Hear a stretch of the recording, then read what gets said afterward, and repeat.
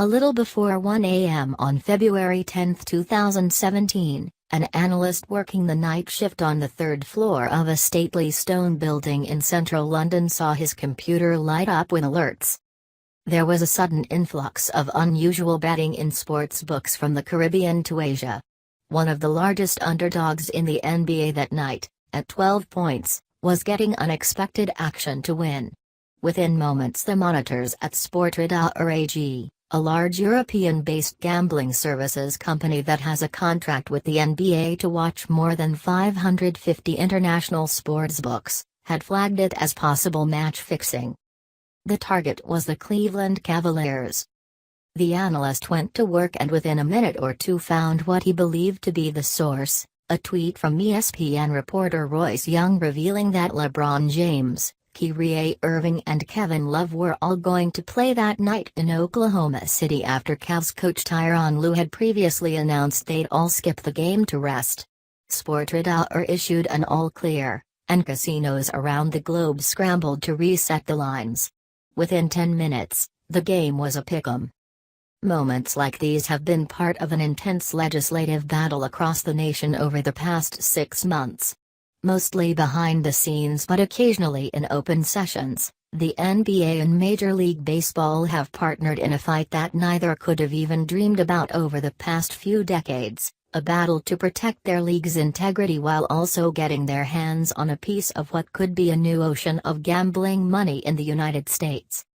The Supreme Court ruling Monday opened the door for states outside Nevada to legalize widespread sports gambling, an action that is expected to lead to billions of dollars moving from illegal sports books to new or expanded legal operations. Since last June when the court agreed to hear the case, more than 20 states have taken up versions of bills aimed at taking advantage of a favorable ruling. 4 states, New Jersey, Pennsylvania, Mississippi and West Virginia, have passed bills that could see them begin taking bets in a short time. The NBA and MLB have been on the ground in all of these states as they combine resources to lobby to get language that would assure them of a gambling revenue stream for years to come. They've hired high-priced lobbying firms, submitted written statements and sent executives to testify in state houses. All the pro sports leagues, including the PGA Tour and the NCAA, have been involved, but it has been the NBA and MLB that have been the tip of the spear. And first in the firing line for those pushing back and the desire for a cut of the new proceeds. In January, NBA Vice President Dan Spillane started an uproar when he appeared before the New York State Legislature and asked for leagues to get a 1% cut off the top from all sports wagers were it to be legalized. Spillane said the NBA would be deserving of the money because it would have to pay for integrity services, like the arrangement the league has with Sportradar, to watch for match fixing or other betting irregularities that could threaten the game.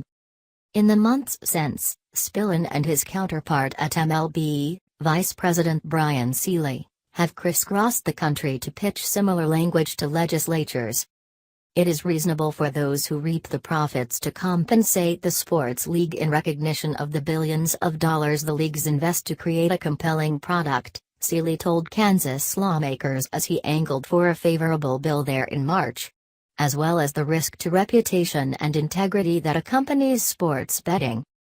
Casinos, gambling lobbyists and some legislators protested what was branded as the NBA's request for an integrity fee. Last year, Nevada sportsbooks had a 5.1% profit margin, according to figures released by the state's Gaming Control Board. Over the past 10 years, Nevada sportsbooks have averaged 5.3% annual profit margin, according to a study by UNLV's Center for Gaming Research. Therefore, asking for a 1% cut of bets would represent almost 20% cut of the profit if new sports books across the nation see the same margins as Nevada. Lobbyists for casinos have told state legislators that such a fee would have to be passed on to customers in the form of less favorable odds on bets and leave them uncompetitive with the illegal sports wagering market they are trying to eliminate. Opponents have also pointed out the NBA and NFL have held games in London for years, MLB is planning games there, and have integrity operations in place already.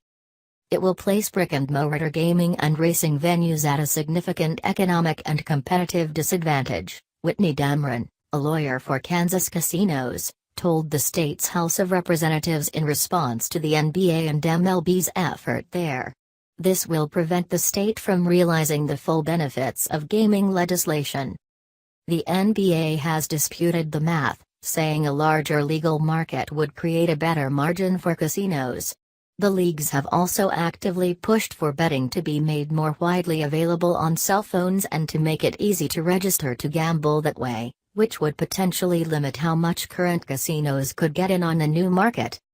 As the Supreme Court debated its ruling after hearing oral arguments in December, the NBA and MLB reacted to the pushback by starting to maneuver and altered the pitch to states. The leagues backed down from the 1% ask.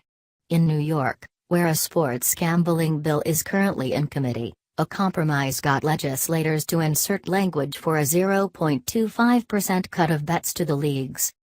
In the meantime, the leagues distanced themselves from the term integrity fee. Over All-Star Weekend in February, NBA Commissioner Adam Silver tried to change the rhetoric when he said the leagues were owed a royalty for their long-term investment in creating games on which people want to wager. "These are our games, the backbone of the whole business of sports betting, and we think it makes sense for us to be compensated," the NBA's Spillane said during a panel discussion in Las Vegas in April. "You can't have sports betting without our game. We think it's reasonable for us to be compensated for that input just like every other supplier." A surprise battleground in this fight has been West Virginia, a small state with no pro sports teams and only 5 casinos currently. The state legislature passed a bill in March without a fee for sports leagues that would go into effect after the Supreme Court ruling. MLB Commissioner Rob Manfred publicly pressured Governor Jim Justice to veto the bill. Justice didn't, and it became provisional law. But the NBA and MLB continued to lobby Justice, whose family owns the Greenbrier Resort, where one of the state's casinos is located and where an annual PGA Tour event is held.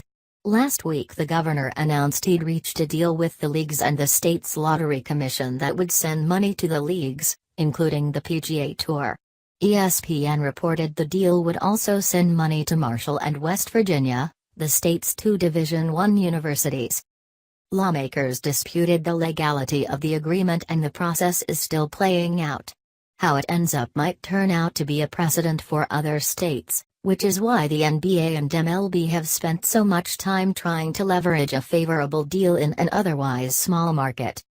In addition to trying to get the fee built into new laws, the NBA and MLB have attempted to get lawmakers to mandate that casinos buy real-time data from the leagues themselves. Much of the new betting market is expected to be in the form of in-game wagers, which makes real-time information vital. Leagues want to turn this into a profit center and have been preparing to do so. In addition to monitoring wagering overseas, this season the NBA started a new deal with Sportradar for data services. It's a multi-million-dollar deal that allows Sportradar to sell the NBA's official real-time data to casinos around the world. The transition has had hiccups. On March 20, for instance, real-time stats for the Nuggets Heat game failed, and the problem wasn't officially sorted out until hours after the game. As all of this has played out, the players' unions for the pro sports leagues have been monitoring the lobbying efforts. Recently the National Basketball Players Association hosted a symposium of sorts with representatives from the NFLPA, MLB and NLPA. The 4 groups released a joint statement requesting a seat at the table as new laws and revenues are understood undivided. No matter how it shakes out, American professional sports and how fans consume and interact with them are about to change. And the NBA and MLB have been working tirelessly to construct a way to profit from it. The leagues kept their distance when sports betting was put in place decades ago, Spillane said last month in Vegas. That was the wrong move. We're not going to make that mistake again. We are going to be engaged in the process.